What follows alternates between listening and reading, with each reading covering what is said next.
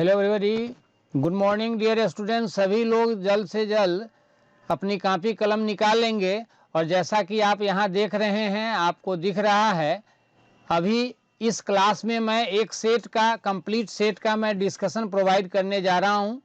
और स्क्रीन पे आप यहाँ देख रहे हैं, लिखा हुआ है सबसे अलग, सबसे सरल और सबसे रोचक। सुनने में अजीब लगता है, डायलॉग की तरह लगता है, लेकिन ये तो क्लास करने वाले बच्चे ही बता पाएंगे कि ये जो लिखा है इसमें सच्चाई कितनी है। सेट प्रैक्टिस का ये डिस्कशन क्लास है। मैं अभी आप लोगों को एक सेट का डिस्कशन प्रोवाइड करने जा रहा हूँ, तो आप लोग अपनी कॉपी कलम निकाल लेंगे और जहाँ कहीं भी लगे कि ये नोट करने के योग्य है, इसको नोट करना चाहिए, तो आप इसको नोट करेंगे। ठीक है, एक एक करके मैं बारी बारी से क्वेश्चन डिस्कस करूंगा। चलिए स्टार्ट करते हैं। क्वेश्चन नंबर 1 से स्टार्ट करते हैं। आप लोग यहाँ देखेंगे क्वेश्चन नंबर 1 में जो दिया हुआ है, in the following question out of the 4 alternatives choose the word which best expresses. ध्यान देंगे, यहाँ दिया है बेस्ट एक्सप्रेसेज। बेस्ट एक्सप्रेसेज जैसे ही बोला डेट मीन साइनो देना है आपको। तो इसमें वर्ड क्या दिया है? मीडो। मीडो का मतलब होता है घास का मैदान। एक चीज़ मैं बताना चाहूँगा, ऐसे लिखने में जो, चूँकि मैं टैबलेट का यूज करता हूँ तो इसमें टाइम लगता है और लिखावट उतनी अच्छी नहीं हो पाती है प्रैक्टिस की कमी की वजह से। तो मैंने सेट पे ही उस चीज़ को मेंशन कर दिया है ताकि कम लिखना पड़े और कम टाइम में ज़्यादा काम हो सके। ठीक है, जैसा कि आप यहाँ देख रहे हैं, मैंने पहले से मेंशन कर दिया है, लिख दिया है, मीडो इज इक्वल टू घास का मैदान। ओके, आप लोग नोट कर लेना, मीडो इज इक्वल टू घास का मैदान। ये एज ए नाउन मैं मीनिंग बोल रहा हूँ, इसका साइनो देना है तो आप याद कर सकते हैं, meadow is equal to pasture is equal to घास का मैदान। आई थिंक इतना समझ में आया होगा। ये दोनों नाउन के रूप में हुआ। ऑप्शन ए में दिया हुआ है metro. Metro is equal to महानगरीय। क्या बोलेंगे? महानगरीय। थोड़ा सा मैं इसको और बड़ा करता हूं। मेट्रो इज इक्वल टू, ध्यान देंगे, मेट्रो इज इक्वल टू महानगरीय। मेट्रो का मीनिंग है महानगरीय। ऐसे एक चीज यहाँ लिखा हुआ नहीं है, आप चाहो तो नोट कर लो, मेट्रो इज इक्वल टू भूमिगत रेल। भूमिगत रेल भी बोलते हैं। सी ऑप्शन में बोरो दिया हुआ है, डेट इज इक्वल टू उपनगर। उप मीन्स छोटा, छोटा शहर, छोटा न उपनगर। ऑप्शन डी में दिया है civic. Civic is equal to सभ्य भी बोलते हैं, नगरीय भी बोलेंगे, और यहाँ लिखा हुआ है नगर संबंधी। आई थिंक यह क्वेश्चन आप लोग समझ गए होंगे। क्वेश्चन नंबर 1 का right answer that is option B. चलिए मैं आगे बढ़ता हूँ, नेक्स्ट क्वेश्चन की ओर मूव करता हूँ। नेक्स्ट क्वेश्चन नंबर 2 में आते हैं। क्वेश्चन नंबर 2 में देखेंगे, 4 words are given out of which only 1 word is spelled correctly। यानी करेक्टली स्पेल्ड आपको खोजना है। ऑप्शन सी इसका राइट आंसर होगा स्केलेट, ESCALATE। स्केलेट इज इक्वल टू होगा तेजी से बढ़ना, वृद्धि होना, बढ़ोतरी होना। ऑप्शन सी राइट आंसर है, इसका राइट ऑप्शन है।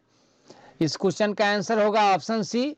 ऑप्शन ए में देखेंगे, ऑप्शन ए में दिया है पेजीनेट, इसमें ई छूटा हुआ है, PAGINAT दिया हुआ है, टी के बाद ई लगाएंगे। पेजीनेट इज इक्वल टू पृष्ठ संख्या अंकित करना, पृष्ठ को दर्शाना, पृष्ठ संख्या अंकित करना। ठीक है, इसके बाद ऑप्शन बी में आते हैं, कैरोसेला का मतलब होता है सौंफ का पौधा। यहाँ सिंगल एल जो दिया हुआ है, इसके बाद यहाँ डबल एल होगा और डबल एल के बाद ए होगा। ठीक है, ऑप्शन डी में स्क्वायर्ड जो दिया हुआ है, इसमें डब्लू का यूज डबल है, 2 बार डब्लू का यूज किया गया है, जो कि सिंगल होगा। आई थिंक मेरी बात आप लोग समझ पा रहे होंगे।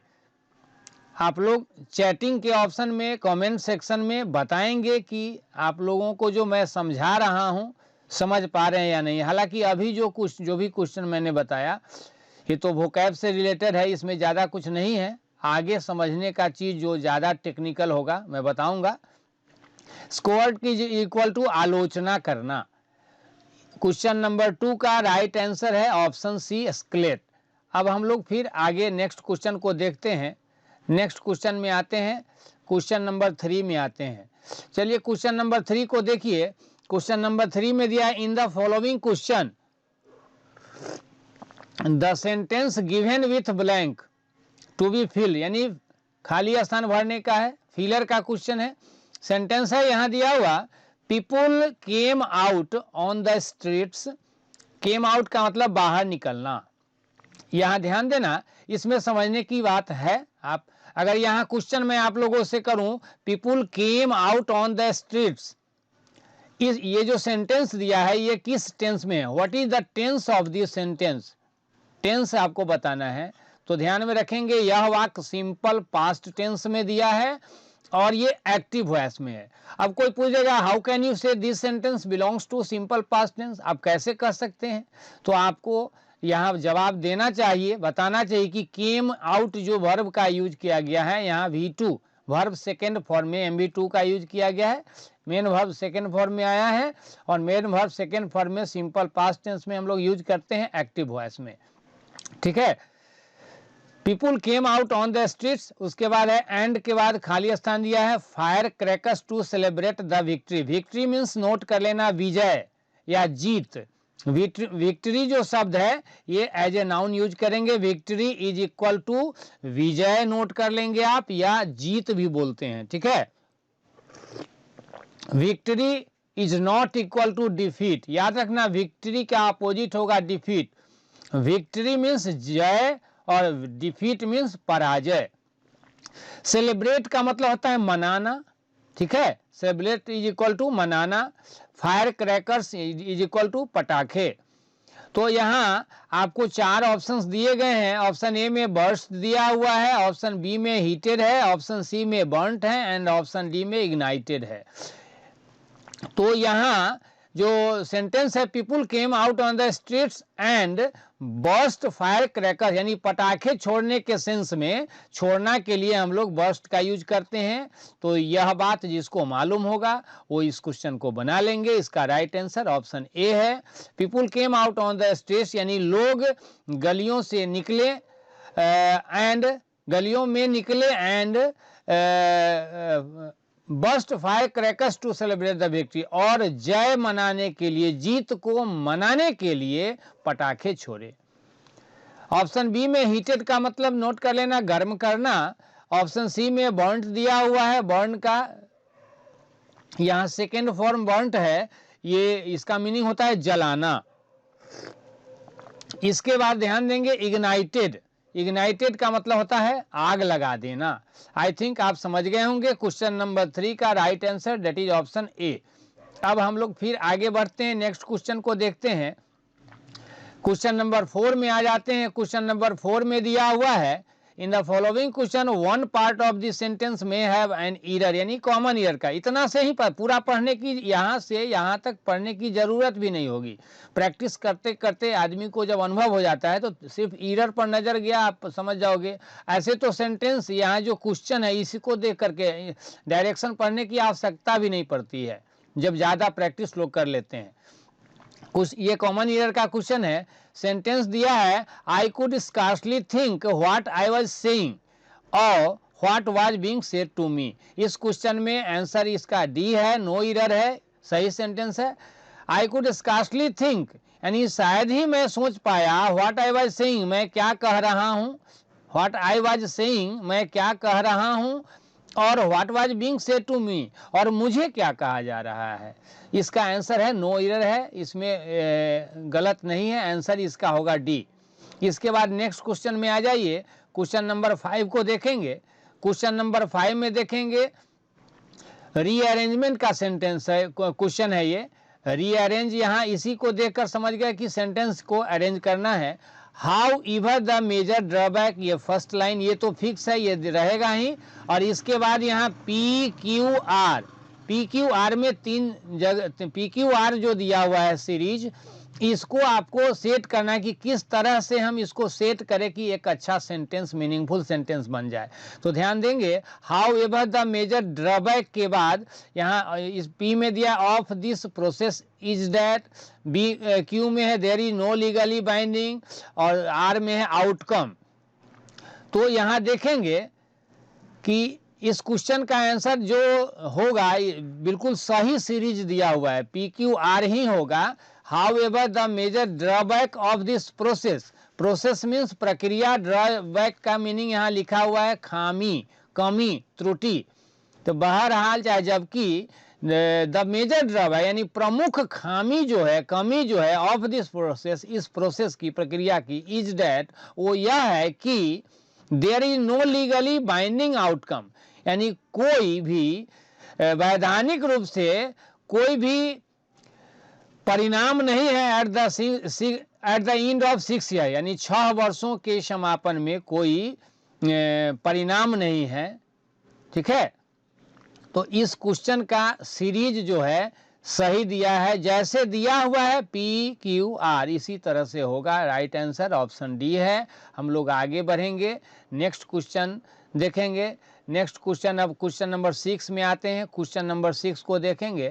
क्वेश्चन नंबर 6 में जो दिया हुआ है, in the following question one part of this sentence में हैव एन एरर। फिर ये कॉमन एरर का क्वेश्चन आ गया बेटा, तो इसमें आपको पढ़ना है, देखना है कि एरर है सेंटेंस में या नहीं। सेंटेंस दिया है when you have gone through my notes. पहले मैं चाहूँगा कि आप लोग अगर कापी कलम लेकर बैठे हैं तो प्लीज़ इस बात को नोट कर लेंगे। ऐसे कोई पूछ देता है जी ओ गो, गो मीन्स क्या बोलते हैं, जाना, लेकिन याद रखना बेटा गो थ्रो, जी ओ उसके बाद THROUGH,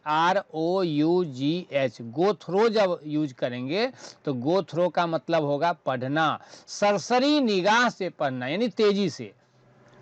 तो यहाँ when you have gone through my notes, यानी सेंटेंस दिया है कि जब तुम मेरे नोट्स को पढ़ लिए हो तो give the same to me. Give the same, यहाँ गिव का जो यूज किया गया है, गिव के जगह होगा रिटर्न का प्रयोग होगा। क्यों ऐसा होगा? इसलिए कि नोट्स किसका है, मेरा, माई नोट्स दिया हुआ है। तो जिस व्यक्ति से हम बात कर रहे हैं, जिसको हम कह रहे हैं, उसको नोट्स मैंने दिया है, अब वह व्यक्ति मुझे देगा, तो मुझे देगा डेट मीन्स वो वापस कर रहा है। तो यहाँ गिव वापस करने का सेंस नहीं देगा, इसलिए यहाँ गिव के जगह सुटेबल होगा रिटर्न। आई थिंक समझ में बात आ गई होगी। इस क्वेश्चन का right answer that is option C. Okay, अब हम लोग फिर नेक्स्ट क्वेश्चन की ओर बढ़ते हैं। क्वेश्चन नंबर 7 में दिया, इन the following question the sentence given with blank. Blank देखने से पता चल गया कि नेक्स्ट क्वेश्चन फिलर का क्वेश्चन है। अब हम लोग नेक्स्ट क्वेश्चन में आते हैं, नेक्स्ट क्वेश्चन को देखेंगे, फिलर का क्वेश्चन है।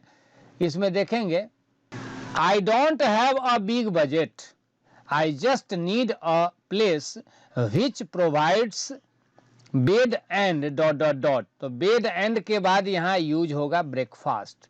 ऐसे आप लोग नोट कर लें please. Bed and breakfast phrasal use करते हैं, जिसका मीनिंग होता है रात्रि निवास और सुबह का नाश्ता। यहाँ मैंने पहले ही लिख दिया है ताकि लिखने में मुझे टाइम जो लगता है वो टाइम बचेगा, तो जल्दी जल्दी क्वेश्चन का डिस्कशन होगा। सबसे ज़्यादा इम्पोर्टेंट है जो मैं बोल रहा हूँ, मेरी आवाज़ का, मैं जो बोल रहा हूँ उसी आवाज़ का असर आप पर होगा और उसी से सेटिस्फाइड आप हो पाएंगे।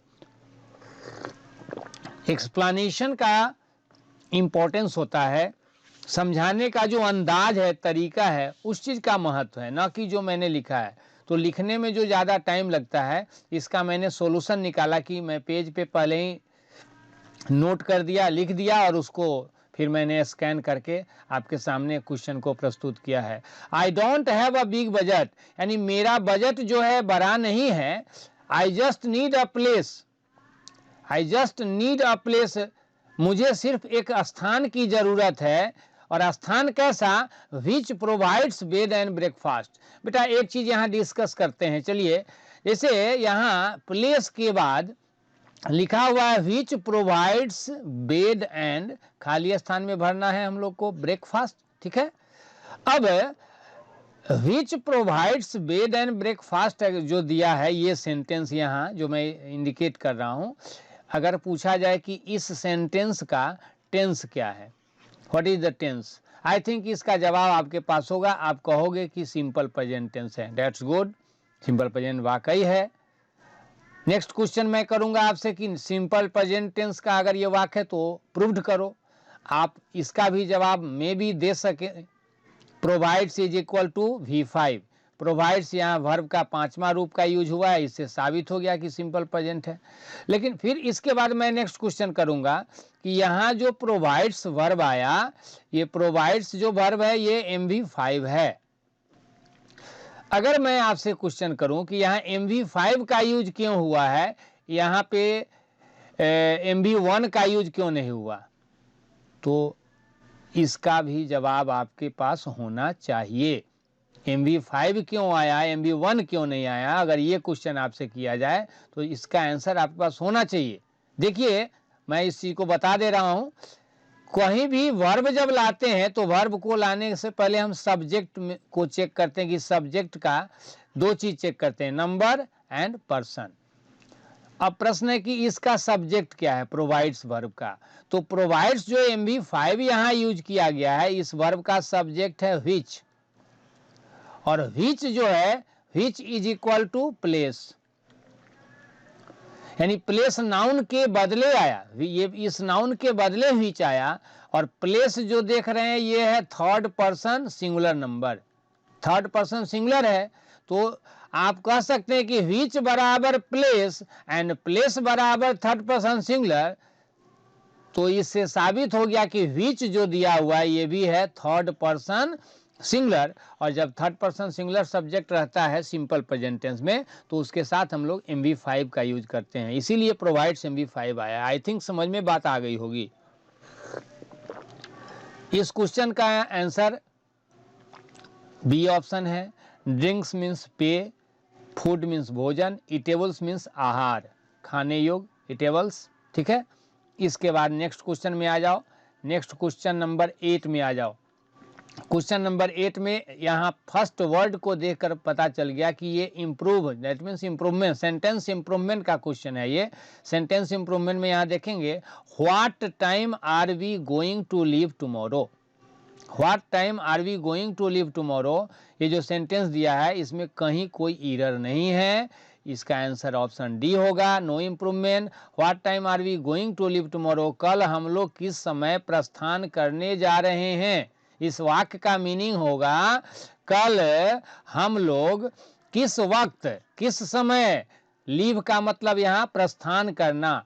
आप यहाँ नोट कर लेना, यदि कॉपी कलम लेकर बैठे हैं तो नोट कर लो, PROCEED, प्रोसीड, लीव बराबर प्रोसीड, दोनों का सेंस होगा प्रस्थान करना।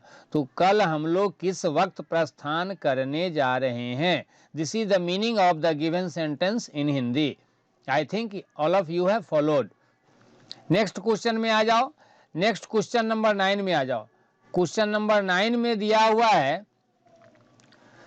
in the following question out of the 4 alternatives choose the word which best expresses the meaning of the given word and click the button corresponding to it। आपको यहाँ बताना है बेस्ट एक्सप्रेसेज, जो क्वेश्चन नंबर 1 में था मीडो का cyano आपने दिया पास्चर, यह क्वेश्चन भी साइनो का क्वेश्चन है। बेस्ट एक्सप्रेसेज से क्लियर हो गया कि साइनो बताना है। वर्ड क्या दिया है, सुपर इम्पोज है। अब सबसे पहले इस वर्ड का मीनिंग आपको पता होना चाहिए, मैंने लिख दिया है यहाँ पे, superimpose is equal to अध्यारोपित करना, सुपर इम्पोज इक्वल टू अध्यारोपित करना, यानी किसी एक चीज को दूसरे चीज पर रख देना, ढक देना। तो इसका जो साइनो है that is option A, overlap. Overlap का मतलब होता है ढकना, ठीक है। आप लोग आई थिंक पढ़े होंगे मैथमेटिक्स में, बेटा पढ़े होंगे आप लोग सर्वांगसम के बारे में, सर्वांगसम में यही ओवरलैप करने का कंसेप्ट होता है। तो सुपर इम्पोज का साइनो ओवरलैप होगा। ऑप्शन बी में दिया है to adjoin, adjoin is equal to बगल में होना, सन्निकट होना, यहाँ तो मैंने लिखा है बगल में होना, आप दूसरे शब्दों में चाहो तो नोट कर लो, सन्निकट होना। ऑप्शन सी में है जक्स्टा, टू जक्स्टापोज, पास में रखना, निकट रखना, और एंड ऑप्शन डी में है टू कंटिन्यू, कंटिन्यू का मतलब है जारी रखना। ठीक है, अब आ जाओ नेक्स्ट क्वेश्चन में, क्वेश्चन नंबर 10 को देखते हैं। क्वेश्चन नंबर 10 में देखिए क्या दिया हुआ है। In the following question out of the 4 alternatives select the alternative which best expresses. फिर यहाँ बेस्ट एक्सप्रेसेज दे रहा है, लेकिन क्या दिया है, the meaning of the idiom और फ्रेज, यानी इडियम और फ्रेज का क्वेश्चन आ गया। यहाँ दिया है N arm and a leg, N arm and a leg दिया है, तो फॉर द फर्स्ट टाइम आपको इसका मीनिंग मालूम होना चाहिए। N arm and a leg का मीनिंग है बहुत महंगी। ठीक है, इसका ऑप्शन ए राइट आंसर है। और लार्ज, ऐसे ए इसमें सटा हुआ है, इसमें मेरी कोई गलती नहीं है, ऐसा प्रिंट पहले से था क्वेश्चन में। प्रीवियस ईयर का मैं डिस्कशन सिर्फ कराता हूँ बेटा, याद रखना। आप प्रीवियस ईयर्स के जितने भी क्वेश्चंस हैं उस पर अगर कंसेप्ट के साथ जो है सॉल्यूशन कर लेते हो तो आप टॉप 10 में जा सकते हो। इसके अलावे मॉडल वगैरह प्रैक्टिस करने की आवश्यकता ही नहीं है। जितने भी क्वेश्चंस प्रीवियस ईयर्स के क्वेश्चंस है उनका अगर विद कंसेप्ट आप अगर डिस्कशन कर लेते हो, सॉल्यूशन आप करने में सक्षम हो, तो आपका रिजल्ट आना तो बहुत सामान्य बात है, टॉप कर सकते हो।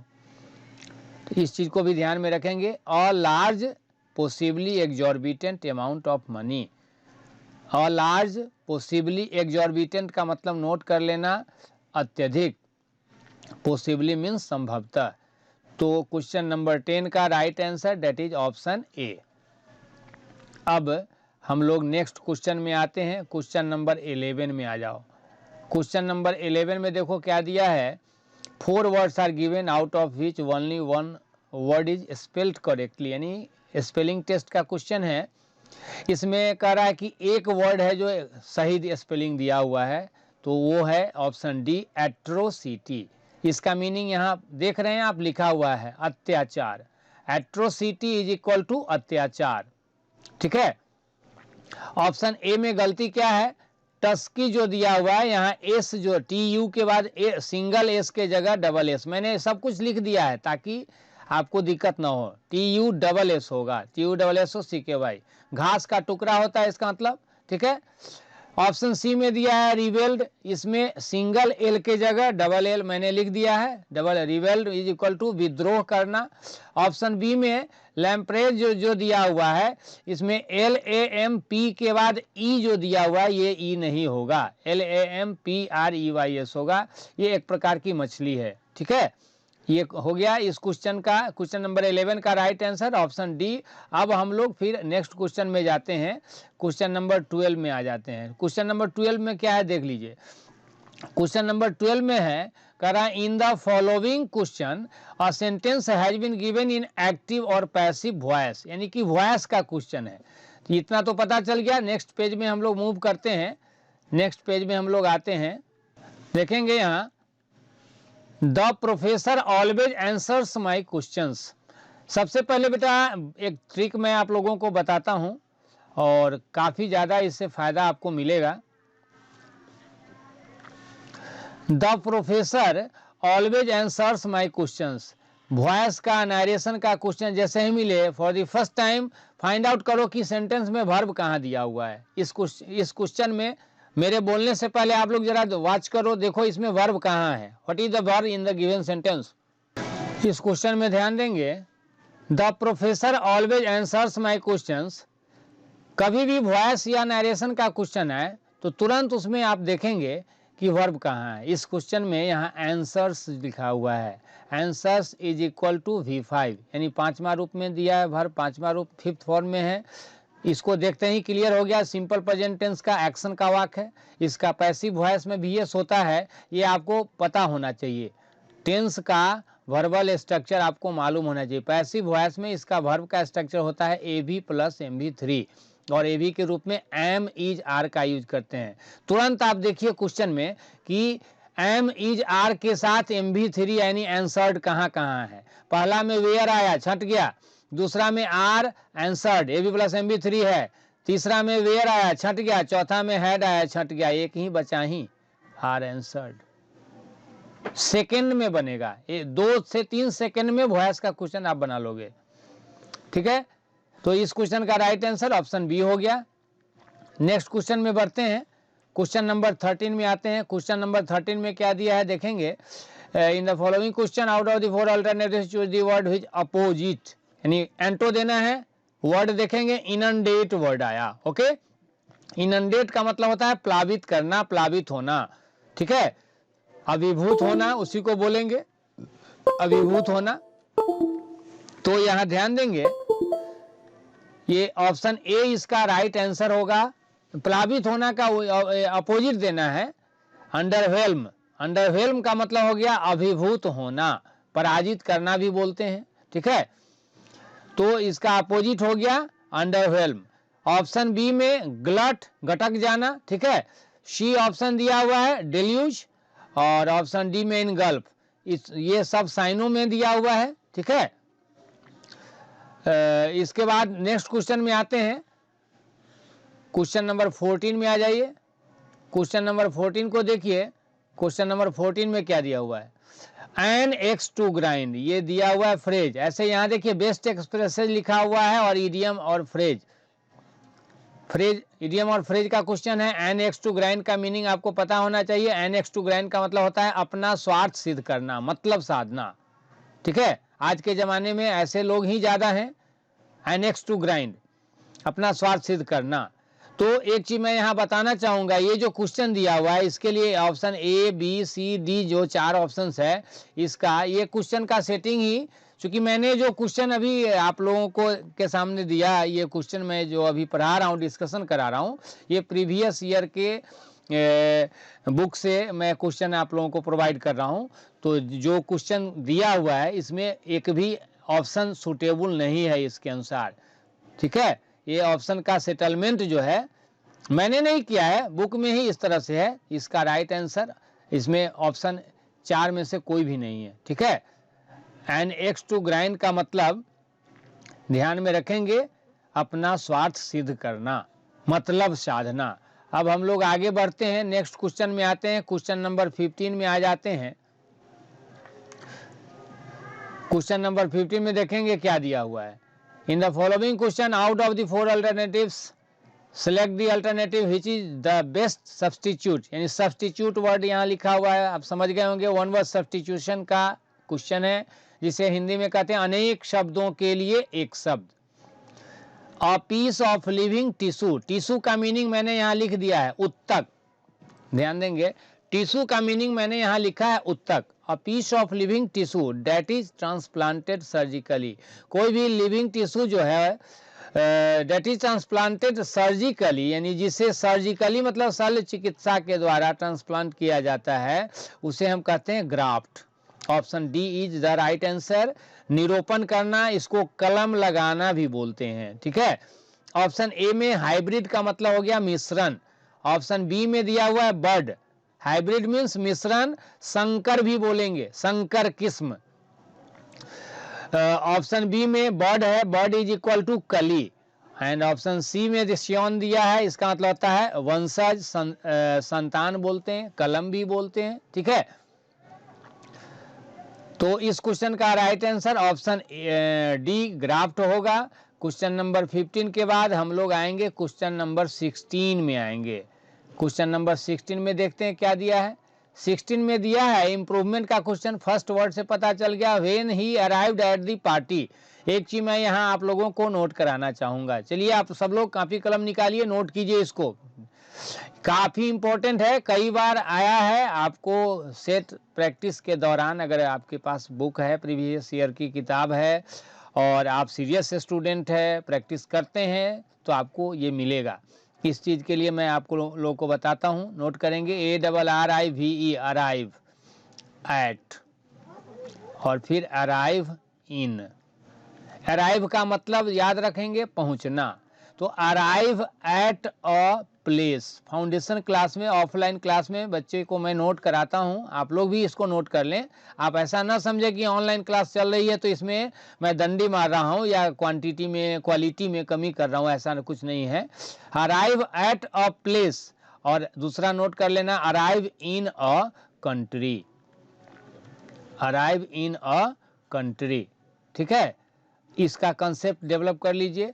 अराइव का मतलब होता है पहुंचना, तो पहुंचने की बात जब कभी करेंगे और पहुंचना के लिए अराइव वर्ड का यूज करेंगे तो आपको ध्यान में क्या रखना है कि अराइव कहाँ हो रहा है, कोई आदमी कहाँ पहुंच रहा है, किसी प्लेस, स्थान पर। तो वो सिंपली स्थान का नाम होगा तो उसके पहले हम एट का यूज करेंगे प्रीपोजिशन। लेकिन स्थान में ऐसा स्थान जो किसी देश का नाम है तो अब वहाँ एट न ला करके इन लाएंगे, ध्यान में रखेंगे। एक दूसरा कंसेप्ट भी यहाँ नोट कर लेना, REACH, रीच। रीच का मतलब ही पहुंचना, ठीक है।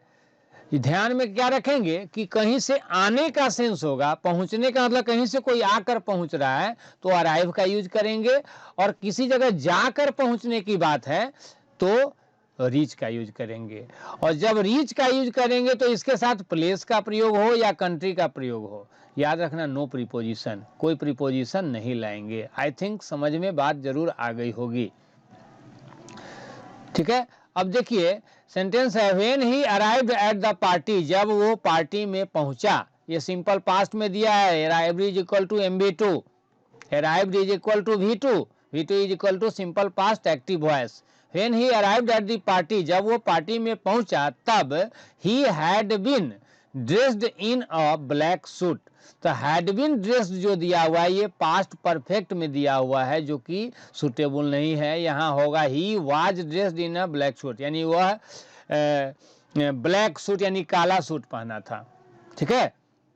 तो क्वेश्चन नंबर 16 का right answer that is option C, was dressed का यूज करेंगे। परफेक्ट में जो दिया है ये गलत दिया हुआ है।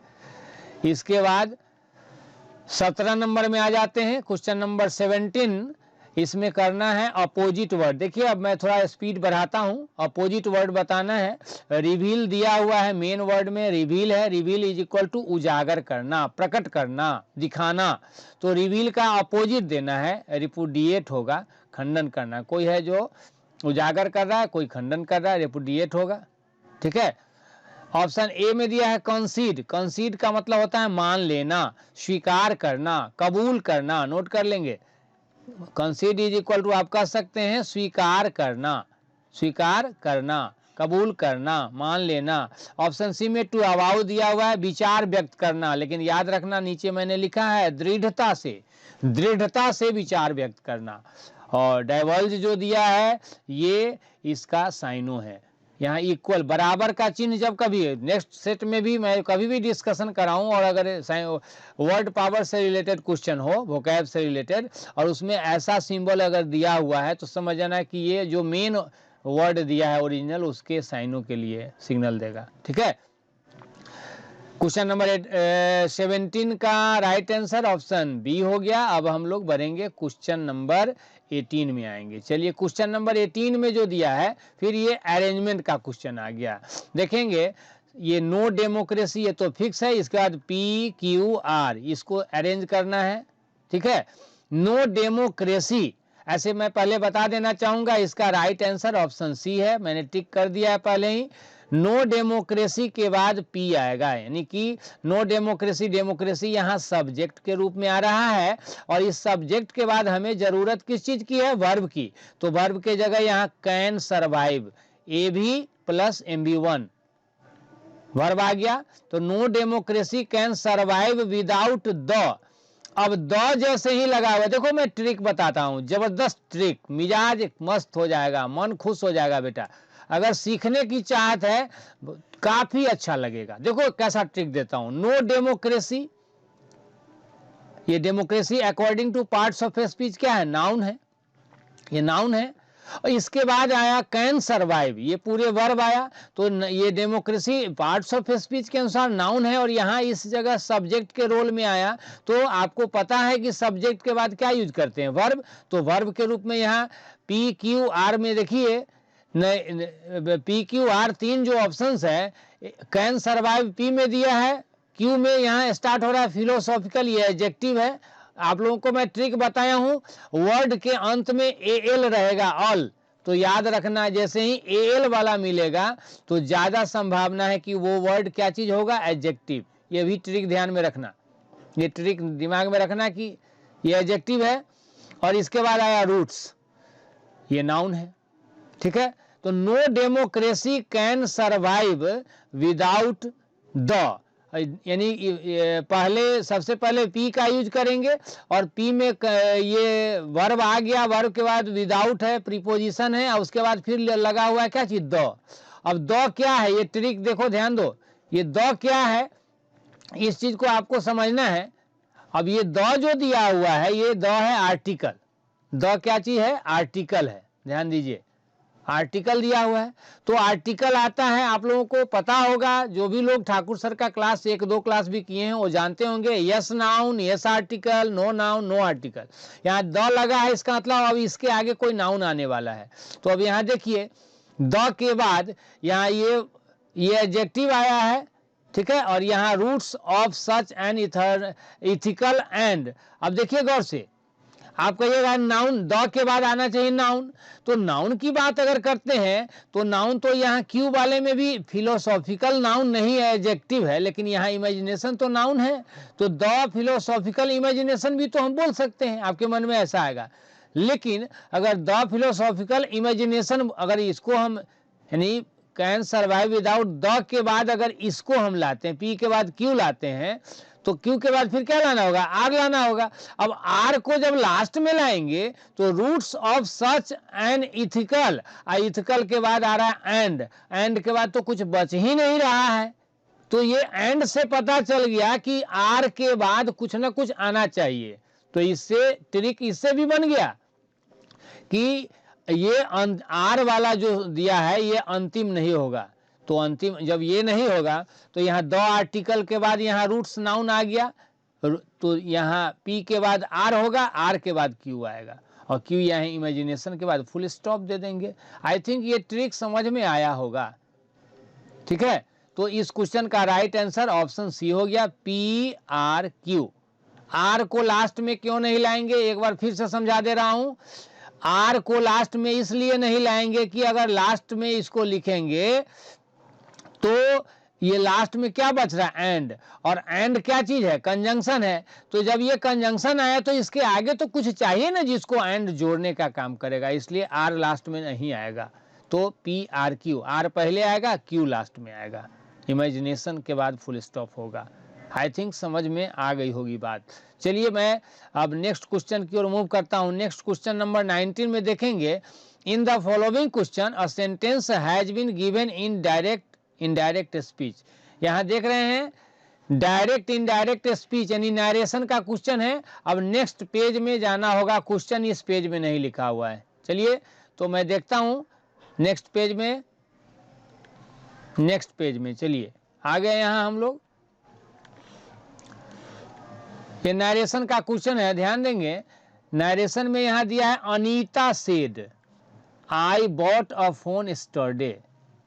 तो जैसे ही यस्टरडे आया है तो यस्टरडे आया तो द डे बिफोर यूज होगा जब इनडायरेक्ट में जाएंगे तो ऑप्शन जो भी है A B C D 4 option है, झट से देखिए कि द डे बिफोर यहाँ ए में दिया है, द डे बिफोर बी में दिया है, द डे बिफोर सी में दिया है, डी में यस्टरडे लगा, छट गया, डी खत्म, डी नहीं होगा। अब ये ए बी सी में से लाना है। चलिए यहाँ देखिए अनीता सेड आया। अब आई बॉट, आई मीन्स कौन, अनीता, तो ये अनीता बोल रही है आई बॉट, तो आई का मतलब क्या होना चाहिए, सी होना चाहिए। तो अब देखिए सी ए में भी है, बी में भी है, सी में भी है। अब आई बॉट है और अनीता सेड, तो अनीता जिस समय कही उससे पहले ये बॉट हुआ, तो इसका मतलब है ये पास्ट परफेक्ट टेंस का कंस है, इस काम से पहले ये काम खत्म हुआ। तो जब पहले खत्म हुआ तो इस जिस समय अनीता ने कहा उस समय तो ये खरीदने का काम खत्म था, तो ये पास्ट परफेक्ट टेंस होना चाहिए।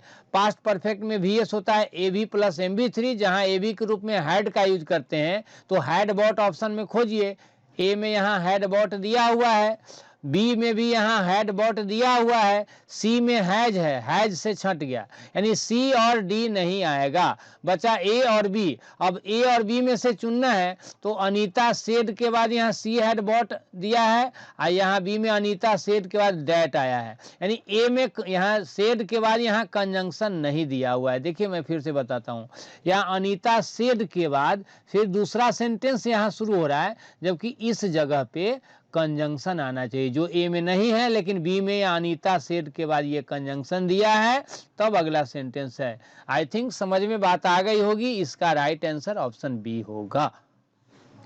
ओके, चलिए अब आगे बढ़ते हैं, क्वेश्चन नंबर 20 को देखते हैं। ऐसा करता हूं मैं, इसमें 20 क्वेश्चन ही रहने देता हूं, क्योंकि इसके बाद क्लोज टेस्ट का सेंटेंस है, उसको मैं फिर दूसरे क्लास में प्रोवाइड करूंगा, तो ज़्यादा अच्छा रहेगा। ठीक है, चलिए क्वेश्चन नंबर 20 में आ जाते हैं। To cut up food specially meat into very small pieces, यानी काटना किस चीज को, भोजन को, और स्पेशली यानी विशेष रूप से मीट को, मांस को, किस रूप में, तब इनटू वेरी स्मॉल पीसेज, बहुत ही छोटे छोटे टुकड़े में, तो इस चीज को कहते हैं mince. Option C is the right answer. Mince का मतलब होता है छोटे छोटे टुकड़े में काटना, छोटे छोटे टुकड़े में काटना। ऑप्शन ए में दिया हुआ है क्रम्बल, क्रम्बल मीन्स तोड़ना, क्रम्बल इज इक्वल टू तोड़ना। ऑप्शन बी में दिया है chop, chop is equal to छुरी से काटना, लिखा हुआ है यहाँ। और ऑप्शन डी में है to grind, grind is equal to होता है पीसना। आप लोगों को शायद पता हो, जूसर मिक्सर ग्राइंडर लोग खरीदते हैं, मिक्सी मशीन, तो उसमें जूसर मिक्सर ग्राइंडर का, इसी ग्राइंड से बना है ग्राइंडर, मसाला वगैरह पीसने के लिए लोग खरीदते हैं। ठीक है, तो अभी तक जो मैंने डिस्कशन कराया, 20 क्वेश्चंस का डिस्कशन मैंने करा दिया। अब यहाँ पे क्लोज टेस्ट में दिया हुआ है ये चलिए इसको भी खत्म ही कर देता हूं, चलिए इसको भी फिनिश कर देता हूं मैं। इन इट्स नेशन, देखिए ऑप्शन ए इसमें भरेंगे, मैं समझाऊंगा। देखिए क्लोज टेस्ट बनाने के समय ध्यान में रखना है, आप लोग जब कभी एग्जाम में जाएं, क्लोज टेस्ट बनाना हो, तो एक बार जो ये पैसेज दिया हुआ है, पैराग्राफ जो है, इसको स्पीडली पढ़ लें, फिर ऑप्शन को देख लें, और तब दोबारा इसको ऑप्शन को देख देख करके पढ़ें। ठीक है, अब ऐसे तो मैं जो जिस तरीके से मैं समझाता हूं, मैं अगर इसको समझाने लगूं तो लगता है 2 घंटे तक इसी पर मैं लेक्चर देते, आपको एक्सप्लेनेशन देते रह जाऊंगा। तो मैं इसी को समझता हूं कि इतना डिटेल में, इतना ज़्यादा देर तक मैं एक्सप्लेन करूंगा तो आप लोग उस चीज़ को पॉजिटिवली नहीं लेंगे। इस चीज़ की जानकारी मुझे है, इसलिए परिस्थिति को ध्यान में रखते हुए मैं बताने की कोशिश कर रहा हूँ। टीचर का पहला काम होता है कि स्टूडेंट्स को जागृत करे, काम ऐसा ना हो कि स्टूडेंट्स का मन उब जाए। चलिए देखिए, इन इट्स के बाद खाली स्थान 21 नंबर में दिया हुआ है, इसके बाद लिखा है फेज। इससे पहले फेज जो शब्द है नाउन है, और फेज से पहले खाली स्थान से पहले इट्स लगा हुआ है। ये इट्स पॉजेसिव केस का प्रोनाउन है। मैं अपने क्लास में फर्स्ट रिलेटिव प्रोनाउन कह के पढ़ाता हूँ, जो लोग मेरे यहाँ ऑफलाइन क्लास किए हैं उनको इस बात की जानकारी होगी। ये इस फेज नाउन से संबंध बताने के लिए आया है। ये इट्स जो आया है फेज नाउन से संबंध बताने का काम कर रहा है, और इन जो है प्रीपोजिशन आया, ये भी फेज से संबंध बताने आया है। फेज मीन्स दौर। ठीक है, फेज मीन्स क्या बोलेंगे, दौर। खाली स्थान में भरना है। ऑप्शन ए में नेसेंट दिया है, जिसका मीनिंग मैंने लिख दिया है, शुरुआती। बी में पोटेंशियल, संभावित। ये प्रोमिसिंग वचनबद्ध, और फ्रेश मीन्स स्वच्छ।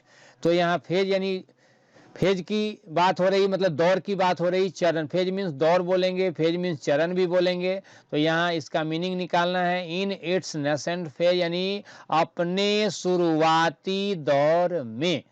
समझने की कोशिश करेंगे। अपने शुरुआती दौर में the big telco monopolies tried to levy a tax. Levy means लगाना होगा, टैक्स वगैरह लगाने के लिए वर्ब के रूप में लेवी का यूज करते हैं। ऐसे लेवी शब्द यहाँ वर्ब बन के नहीं आया बेटा। जो भी लोग मेरे यहाँ पढ़े हैं या कहीं भी पढ़े, अगर कॉन्सेप्ट क्लियर होगा तो वो समझ रहे होंगे लेवी MB1 है और इससे पहले टू लगा हुआ है। देखेंगे, ध्यान देंगे। मैं अगर क्वेश्चन करूंगा what do you mean by to here, यहाँ टू क्या है, आई थिंक बहुत लोग ऐसा बोलेंगे कि to is equal to preposition. और यदि आप कहते हैं ये प्रीपोजिशन है तो मैं आप सबको बताना चाहूँगा you are absolutely wrong here. यहाँ टू इन्फिनिटिव है, वर्बल नाउन बनाने आया है, लेवी को नाउन बनाने आया है। चलिए, इन इट्स नेसेंट फेज, अपने शुरुआती दौर में the big Telco monopolies, monopolies का मतलब एकाधिकार बोलेंगे, टेलको मीन्स दूरसंचार, तो जो है बड़ी दूरसंचार की जो एकाधिकार है, मोनोपोली है, प्रवृत्ति भी बोलेंगे, try to levy a tax यानी टैक्स लगाने की कोशिश की, ऑन ऑल इंटरनेट कंटेंट यानी सभी इंटरनेट कंटेंट पर, यहाँ दिया है ऑन ऑल इंटरनेट कंटेंट के बाद खाली स्थान दिया है, तो खाली स्थान जो दिया है मैं इसको थोड़ा सा बढ़ाता हूँ ऊपर, ऑल इंटरनेट कंटेंट के बाद यहाँ खाली स्थान में भरेंगे प्रोवाइडर्स। ठीक है, अब ये तो सेंटेंस देख करके ही मीनिंग यहाँ नहीं है, स्टेक होल्डर्स है, मैन्युफैक्चरर्स है, प्रोवाइडर्स है, कोडर्स है, तो यहाँ ऑल इंटरनेट कंटेंट प्रोवाइडर्स का यूज करेंगे, क्योंकि इंटरनेट का जो कंटेंट है उसको प्रोवाइड करने वाली बात हो रही है। ठीक है, तो tax on all internet content providers, यहाँ ध्यान देंगे ये जो ऑल लगा हुआ है, ये ऑल के बाद अगर नाउन काउंटेबल लाना है तो प्लूरल होगा, अनकाउंटेबल लाना है तब तो कोई बात नहीं, सिंगुलर रहेगा। तो ऑल के साथ यहाँ प्रोवाइडर्स जो वर्ड है प्लूरल नंबर में इस ऑल की वजह से आया है। आगे है the internet companies were then the new kids on the block होगा यहाँ चौथा ऑप्शन 23 में। यहाँ एक मिनट में बताता हूँ, यहाँ ध्यान देंगे the internet companies were then the new kids, यानी तब जो है इंटरनेट कंपनियां जो है new kids on the block, यहाँ खाली स्थान में यहाँ देखिए स्लैब है, बार है, ब्लॉक है, स्क्वायर है।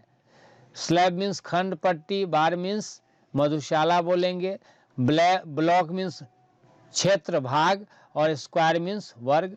तो यहाँ न्यू किड्स ऑन द, यहाँ company where then the new kids on the block यहाँ यूज करेंगे ब्लॉक का। इसके बाद है they and the internet user community fought back such attempts. इसके आगे दे रहा है this was the first net neutrality war, this was the first net neutrality war and it के बाद खाली स्थान है the principle of dot dot dot on the internet between different types of content और साइट्स। अब ध्यान देंगे this was the first net neutrality war and it के बाद खाली स्थान में भरना है हमको।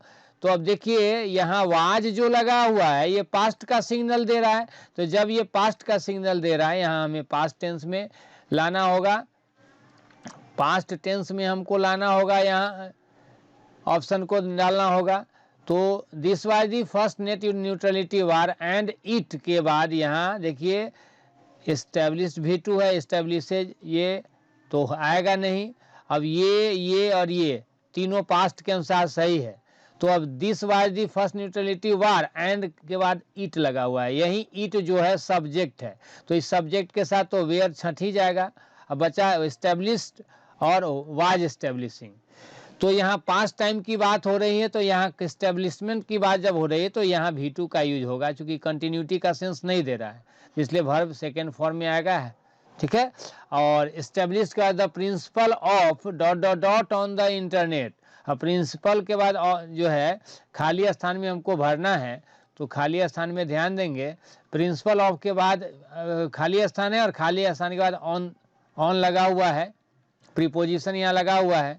तो अब यहाँ ऑप्शन में देखेंगे सफरेज का मतलब होता है मताधिकार, कोटा का मतलब हिस्सा होता है, नियतांश होता है, नॉन अलाइनमेंट का मतलब तटस्थता है। ठीक है, और नॉन डिस्क्रिमिनेशन का मतलब हो गया और मतलब अविभेद यानी कोई भेदभाव नहीं।